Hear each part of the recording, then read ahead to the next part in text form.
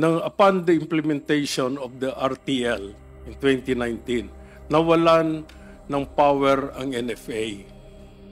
Sa tingin mo, kailangan ba natin ayusin o ibalik ang dating power ng NFA para sa procurement at sa pag-control ng mga presyo ng bigas sa palengke? Mr. Chair, I believe if we want to control the situation, mas magandang maibalik lahat ng powers ng NFA. It just has to be managed properly by honest people, Mr. Chair. So, ibig sabihin,